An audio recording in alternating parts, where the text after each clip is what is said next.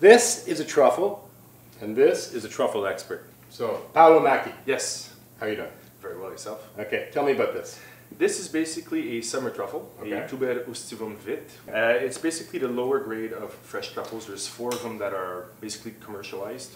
This one, the summer being at the lowest, then the burgundy, winter blacks, and then the famous winter whites from Alba that everybody hears about. Okay, but from what I understand, because we've already had a chat about this, yes.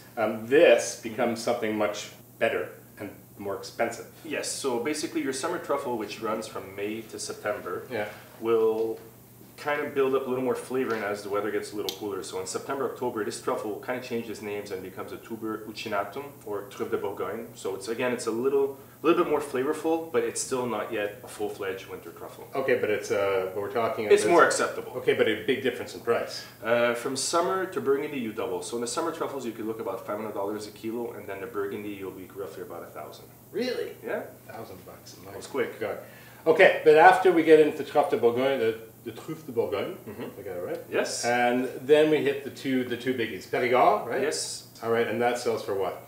The goes anywhere from $2,500 to about $3,000 a kilo. Whoa. Okay, and then the white, the winter white.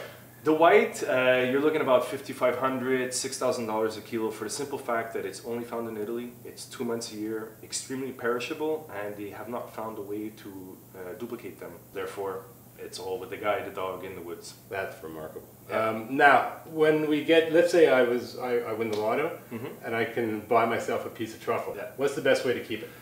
You want to treat it basically like a potato, because a truffle is not a mushroom but a tuber. Oh, so basically you want to treat it like a potato. Keep it away from humidity and from the light and in a cool place. So what I like to do is just wrap it in a cloth, in a Ziploc or in a little airtight container, put it in the fridge, change the paper every 2-3 days to remove the excess moisture from it. Okay, and just in terms of, like, let's say if people want to use it, what are some suggestions about how to use truffles at home?